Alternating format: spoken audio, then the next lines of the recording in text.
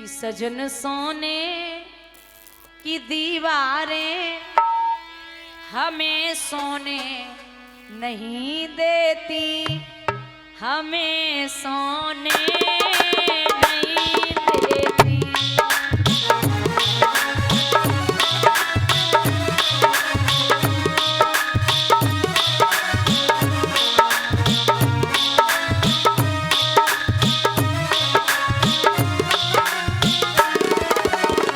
मंदोदरी बोली, आप सोने की बात करते हो तो सुनिए।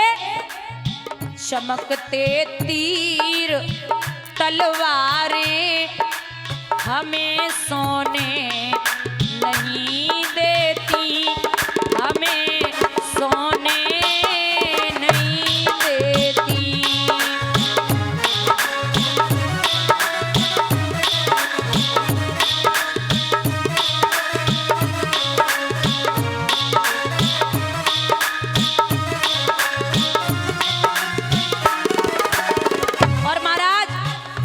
सोने की बात करते हो, सुनिए।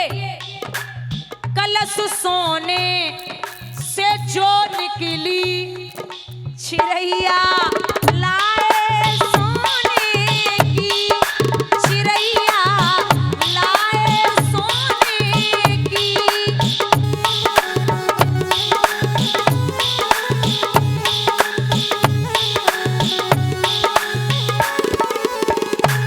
कलश सोने से जो निकली चिरैया लाए सोने की। मैया सीता कलश से आई है भूमि से, आप यहां तक ले आए सीता को। और हिरन सोने का भिजवा कर, हिरन सोने का भिजवा कर बात करते हो सोने की। मामा मारीच को भेज दिया। उधर रघुवर की ललकारें हमें सोने नहीं देती, हमें सोने नहीं देती।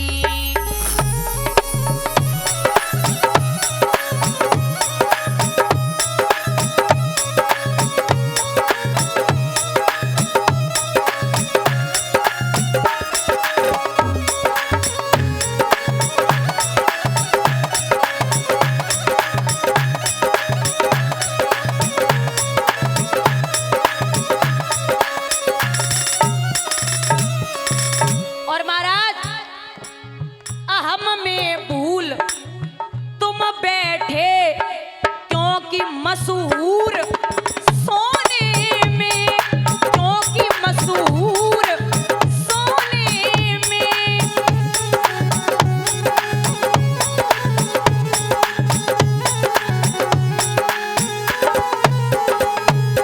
और आप जिस सोने की बात कर रहे हो वो एक लंका का सोना, एक और सोना। कौन सा? महाबलशाली बलवाला कुंभकर्ण, महाबलशाली बलवाला पाई मशहूर सोने में। उधर सीता की सिसकारें हमें सोने नहीं देती, हमें सोने नहीं देती।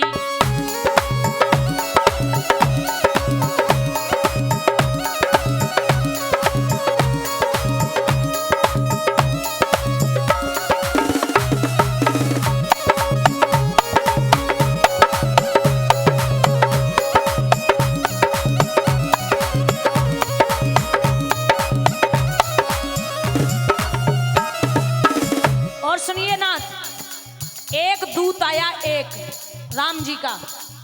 कौन थे? हनुमान जी। उन्होंने क्या किया? लगाई आग जो ऐसी जगह रखी सोने की, जगह रखी सोने की।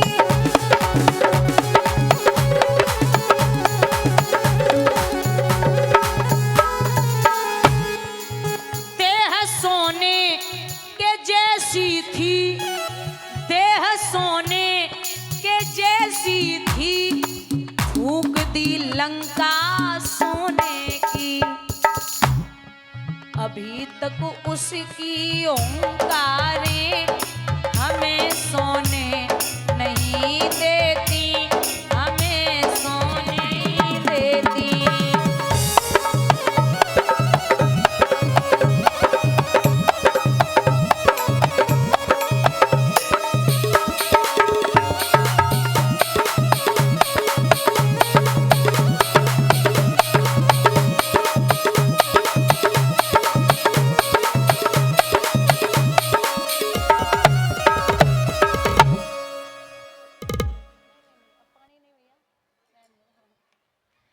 बोलिए वृंदावन बिहारी लाल की जयकारा। बहुत सुस्ती में लग रहा है मुझे, देखो मैं जितनी एनर्जी से बैठती हूँ ना उतनी एनर्जी से उतरती हूँ, है ना। सुस्ती आती है मुझ में, लगता है आपको? तो खुद क्यों सुस्त हो? उठाओ दोनों हाथ ऊपर, बोली राघवेंद्र सरकार की। ये क्या बात है भैया। प्रसंग उठता है चंद्रवंश का। भगवान विष्णु की नाभि से कमल, कमल से ब्रह्मा, बहुत ध्यान से सुनना, ब्रह्मा के नेत्रों से चंद्रमा का जन्म हुआ। चंद्रमा ने अपने गुरु की पत्नी तारा का हरण कर लिया। सबने कहा वापस कर दो, लेकिन वापस नहीं किया। वापस तब किया जब ये तारा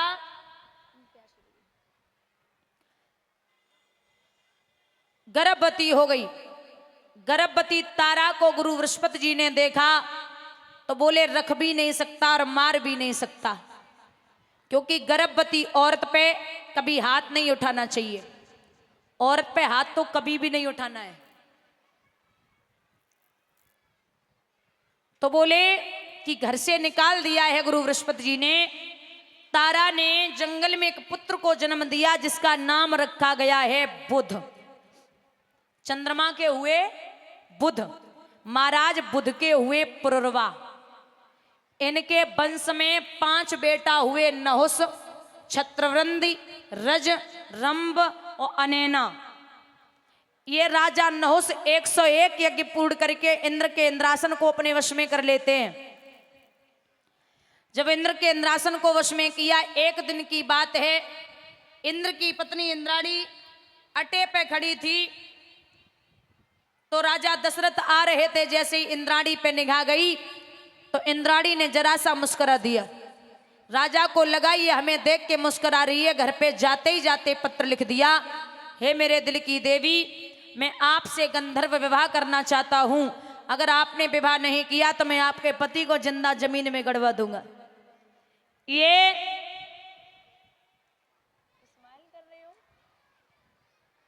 जब पत्र पढ़ा है इंद्राणी ने तो गुरु बृहस्पति जी को दिया। बोले गुरु जी आपके शिष्यों की करामात, ये देखो क्या क्या लिख रखा है। गुरु जी बोले बेटी एक काम कर, तू भी इधर से एक पत्र लिख और उसमें लिखना कि हे राजा नहुस, अगर आप हमसे मिलने के लिए आना चाहते हैं तो आप आए, पालकी में पालकी ब्राह्मण बनाएं और संतों को उसमें लगा करके आए। ठीक है, पालकी ब्राह्मणों से बनवाई गई, संतों को लगा लिया। बोले जल्दी चलो। राजा नहुस बोले जल्दी चलो जल्दी चलो जल्दी चलो। दुर्वासा ऋषि लगे हुए थे, उन्होंने श्राप दिया है कि ज्यादा जल्दी है, जा तू पालकी में बैठे ही बैठे सर्प हो जा। ये सर्प हो गए। इनके 6 पुत्र हुए, अयाति, याति, संयाति, आयति, बियति और कृति। 6 बेटे, जिनमें याति राजा नहुस के, उन्होंने उज्जैन नगरिया को संभाला। याति राजा बहुत अच्छे से राजकाज को संभालते। इधर आ जाइए, एक वृषपर्वा नाम का राजा जो थे ठाकुर, जिनकी बेटी का नाम था शर्मिष्ठा। उनके गुरु हैं शुक्राचार्य, जिनकी बिटिया को नाम है देवयानी, जो शुक्राचार्य जी ब्राह्मण हैं। महाराज देवयानी और शर्मिष्ठा में बड़ी गहरी सलाह, जाएं तो संग, खाएं तो संग, बातें करें तो संग, बैठें तो संग, एक पल के लिए भी अलग नहीं होती थी। एक दिन की बात है, जो शर्मिष्ठा है उसने जवाब दिया देवयानी से कि चल बहना, आज हमारा बड़ो दिल कर रो है, सरोवर पे स्नान करवे के लिए चले। बोले चलो। स्नान करवे के लिए चली। दोनों ने अपने अपने वस्त्र उतार के पार पे रख दिए, निर्वस्त्र होकर के कुएं में वो सरोवर में पहुंची। तब तक भोले बाबा आएगे। देवयानी ने भोले बाबा को देखो जवाब दियो बहना, भोले बाबा आए रे। बोले तो क्या करे? बोले डुबकी लगाए जा, जब जे निकल जाए तो आराम से नहाएंगे। बोले का पागल है गई, जब बहुत बड़े सन की है, अगर मन में आएगी तो पार पे बैठ के डमरू बजाने लगे। डुबकी लगाए लगाए मर्यादा से निकलो। दोनों निकली। शर्मिष्ठा के कपड़ा पहने देवयानी ने और देवयानी के कपड़ा पहने शर्मिष्ठा ने। कपड़ा अदल बदल है गए। वो तो ब्राह्मण की लड़की नहीं बोली। शर्मिष्ठा ने जवाब दियो कपड़े उतार। देवयानी बोली तुमने हमारे पहने, हमने तुम्हारे पहने, घरे चलो उतार लियो। बोले अभी। बोली भिखमंगी पलती है, खा खा कर भिक्षा दान मेरा, ऊंची पोशाक पहनवे से बदल गया अरमान तेरा, कपड़े उतार। जैसे ही कई कपड़ा उतार सो देवयानी बोली जुबान संभाल के बात कर। सो शर्मिष्ठा ने देवयानी के गाल में तार से तमाचा दिया, और जो तमाचो लगो तो बहु ब्राह्मण की बिटिया बानुए को जमाए दो। अब शर्मिष्ठा देवयानी को ढकेलती चली गई, ढकेलती चली गई। पीछे था कुआं, उसी कुएं में ढकेल के चली आई। बेटा आपका 10 दिन के लिए चला जाए, एक बार बता दे इधर हूं, फर्क नहीं पड़ता। और बेटी आपकी 5 या 10 मिनट के लिए बिना बताए गायब हो जाए, ये बहुत फर्क पड़ता है। रात्रि भर हो गई कुएं में पड़े पड़े। वही राजा याती सुबह जब शिकार खेलने के लिए चले तो देवयानी कुएं में पड़ी है। घोड़ा के पैरन की आवाज जब देवयानी ने सुनी तो जवाब दियो महाराज कौन है, जरा ठहर जाइए। देखा तो कुएं में एक नव युवती पड़ी है। राजा ने पीताम्बर डाला, बिटिया को बाहर निकाला। कौन हो? महाराज मैं ब्राह्मण की लड़की हूं, नाम है देवयानी। कुएं में कैसे आई? मेरी सहेली ढकेल के चली गई। आप कौन? मैं यदुवंशी राजा याती। आप राजा याती हैं? बोले जी। बोले महाराज आपका बहुत बहुत आभार, आपने मुझे कुएं से बाहर निकाला। राजा बोले ऐसे मित्र मत बनाना, जाओ घर जाओ। देवयानी बोली कमो जीवन में काऊ को हाथ ना पकड़ो, अब पकड़ लियो तो जीवन में छोड़ने वाली ना हूं। महाराज आप हमसे विवाह कर लो। राजा बोले यादव वंश का हूं, तू ब्राह्मण की लड़की है, विवाह नहीं हो सकता। देवयानी बोली महाराज हमें गुरु बृहस्पति के लड़के कच्छ का श्राप लगाए, हमें गुरु बृहस्पति के लड़के कच्छ का श्राप लगा है, मेरी शादी यादव वंश में ही होगी। बोले कैसा श्राप? श्राप ये है कि गुरु बृहस्पति का लड़का कच्छ हमारे पिता के यहाँ संजीवनी विद्या सीखने के लिए आया, तो मैं उस कच्छ पर मोहित हो गई। उसने कहा कि तू मेरे गुरु की लड़की है, मेरी बहन के बराबर है, पूजनीय है, मैं विवाह नहीं कर सकता। तो उसने मुझसे कहा कि अगर तू विवाह नहीं करेगा तो जितनी विद्या मेरे पिता ने तुझे सिखाई है सब छीड़ हो जाए। उसकी विद्या छीड़ हो गई तो उसने मुझे श्राप दे दिया कि जा देवयानी तुझे भी कोई ब्राह्मण शादी करके नहीं ले जाएगा, तू भी एक यादव के साथ में जाएगी। महाराज मेरा विवाह यादव वंश में होगा। राजा ने झटका मारो वहां से निकले। बोले सुन ले, विवाह नहीं कर सकता। जैसे ही वहां से बढ़े तो देवयानी बोली भैया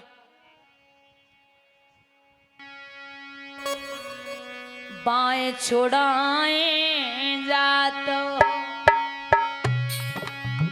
निबल जान की मोय, हृदय सो कढ़ी जाओगे तब सबल जाने तोय मोरे भैया सबल जाने तो।